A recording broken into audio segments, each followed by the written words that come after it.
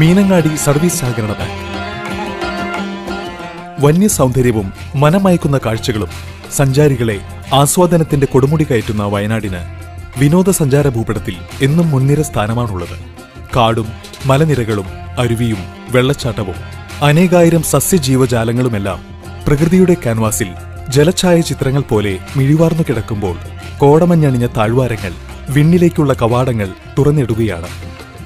പരിസ്ഥിതി മലിനീകരണവും കാർബൺ വാതകങ്ങളുടെ പുറംതള്ളലും ആഗോള പ്രശ്നമായിരിക്കെ വയനാട്ടിലെ മീനങ്ങാടി ലോകശ്രദ്ധ നേടുകയാണ്.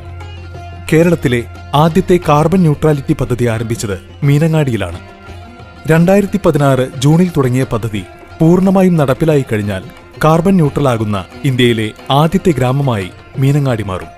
കേരളത്തിലെ മത്സ്യാവതാര പ്രതിഷ്ഠയുള്ള ഏക ക്ഷേത്രം ഇവിടെ ആയതിനാലാണത്രേ മീനങ്ങാടി എന്ന പേര് വന്നത്.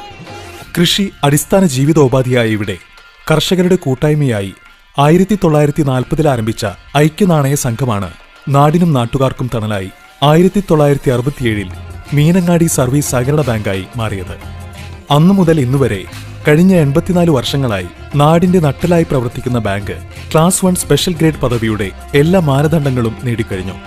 ഓഡിറ്റ് ക്ലാസിഫിക്കേഷനിൽ തുടർച്ചയായി 7ാം വർഷവും എ ഗ്രേഡ് നേടി മികച്ച പ്രവർത്തനം കാഴ്ചവെക്കുകയാണ് ബാങ്ക്. തുടർച്ചയായി ഗവൺമെന്റ് പദ്ധതികൾ അനുവദിച്ചു കിട്ടുന്നത് ലാഭകരമായി സംരംഭങ്ങൾ മുന്നോട്ടു കൊണ്ടുപോകുന്നതിനുള്ള ബാങ്കിന്റെ മാനേജ്മെന്റ് വൈദഗ്ധ്യത്തിനുള്ള അംഗീകാരവുമാണ്. 15 വർഷമായി ലാഭത്തിൽ പ്രവർത്തിക്കുന്ന ബാങ്കിന്റെ ഇപ്പോഴത്തെ പ്രസിഡന്റ് CS പ്രസാദും സെക്രട്ടറി MN മുരളിയുമാണ്. ആധുനിക ബാങ്കിംഗ് സംവിധാനങ്ങളായ NEFT, RTGS എന്നിവയെല്ലാം നടപ്പിലാക്കിയിട്ടുള്ള ബാങ്ക് ഇടപാടുകാരുടെ സൗകര്യാർത്ഥം ഹെഡ് ഓഫീസിൽ തന്നെ ഈവനിംഗ് ശാഖയും നടത്തുന്നുണ്ട്. ATM, CDM കൗണ്ടറും പ്രവർത്തിച്ചു വരുന്നു. നിലവിൽ 9048 മെമ്പർമാരുള്ള ബാങ്കിന്റെ ആകെ നിക്ഷേപം 47.76 കോടി രൂപയും വായ്പാ ബാക്കി 36.62 കോടി രൂപയുമാണ്. കാർഷിക മേഖലയ്ക്ക് പിന്തുണ നൽകി 100-ലധികം JLG ഗ്രൂപ്പുകൾക്ക് പച്ചക്കറി കൃഷി, ആടുവളർത്തൽ, കോഴി വളർത്തൽ എന്നിവയ്ക്കു വേണ്ട സഹായം നൽകുന്ന ബാങ്ക് കാർഷികാനുബന്ധ മേഖലകളിൽ 12 കോടി രൂപ വായ്പ നൽകിയിട്ടുണ്ട്. ആവശ്യമുള്ള സമയത്ത് വളം മിതമായ നിരക്കിൽ ലഭ്യമാക്കാൻ 2 വളം ഡിപ്പോയും നടത്തുന്നുണ്ട്. ഒട്ടേറെ പ്രതിസന്ധികളുണ്ടായിട്ടും 1967 കേരള സർക്കാർ അനുവദിച്ച വളം ഡിപ്പോ ഇപ്പോഴും ലാഭകരമായാണ് ബാങ്ക് നടത്തിക്കൊണ്ടുപോകുന്നത്. ചെറിയ കാർഷികോപകരണങ്ങൾ വിൽക്കുന്ന ഒരു അഗ്രോ സർവീസ് സെന്ററും പ്രവർത്തിച്ചു വരുന്നു. കർഷകർ ഉൽപ്പാദിപ്പിക്കുന്ന പച്ചക്കറികൾ വിപണനം ചെയ്യുന്നതിനു വേണ്ടി എല്ലാ ദിവസവും നാട്ടുചന്തയും ബാങ്കിന്റെ കീഴിൽ പ്രവർത്തിച്ചു വരുന്നു. സർക്കാർ അനുവദിച്ച 11 നാട്ടുചന്തകളിൽ ഒന്നാണിത്. കർഷകർക്കിവിടെ ഇടനിലക്കാരില്ലാതെ ഉൽപ്പന്നങ്ങൾ വിൽക്കാം. നാട്ടുകാർക്ക് വിഷമില്ലാത്ത പച്ചക്കറികൾ വിലക്കുറവിലും ലഭിക്കുന്നു. നാട്ടുചന്തയിലൂടെയും തുടർച്ചയായി ലാഭം നേടുന്ന ബാങ്ക് അടുത്തുതന്നെ ഗുണമേന്മയുള്ള മത്സ്യം ചന്തയിൽ ലഭ്യമാക്കാനുള്ള നടപടികളും ചെയ്തുവരുന്നു. പൊതുജനങ്ങൾക്ക് കുറഞ്ഞ ചെലവിൽ മെഡിക്കൽ സഹായം ലഭിക്കുന്നതിന് ആരംഭിച്ചിട്ടുള്ള നീതി മെഡിക്കൽ ലാബ് നിരവധി പ്രദേശവാസികളുടെ ആശ്വാസ കേന്ദ്രമാണിന്ന്. വൈവിധ്യവൽക്കരണത്തിന്റെ ഭാഗമായുള്ള സർക്കാർ പദ്ധതിയിലാണ് ഇവ ആരംഭിച്ചത്. മാർക്കറ്റ് വിലയേക്കാൾ കുറഞ്ഞ നിരക്കിലാണ് നീതി സൂപ്പർ മാർക്കറ്റിൽ ഉൽപ്പന്നങ്ങൾ ലഭ്യമാക്കുന്നത്.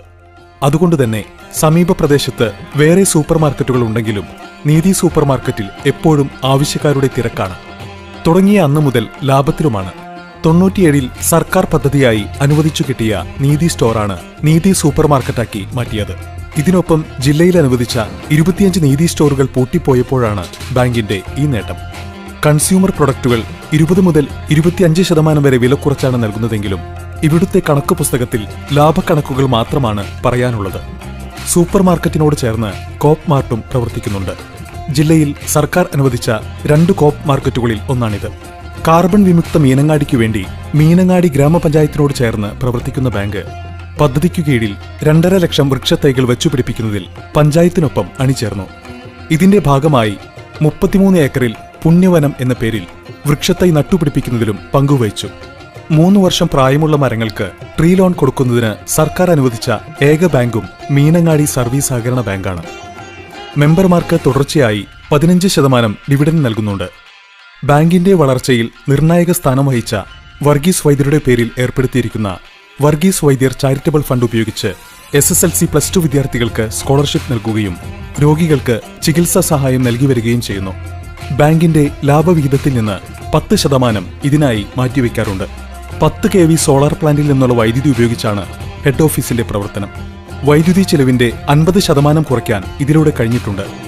വയനാടിന്റെ ടൂറിസം സാധ്യത കണക്കിലെടുത്ത് അഗ്രികൾച്ചർ ഇൻഫ്രാസ്ട്രക്ചർ ഫണ്ടിൽ ഫാം ടൂറിസം ആരംഭിക്കാനുള്ള പദ്ധതികളുമായി മുന്നോട്ടു പോവുകയാണ് ബാങ്ക്.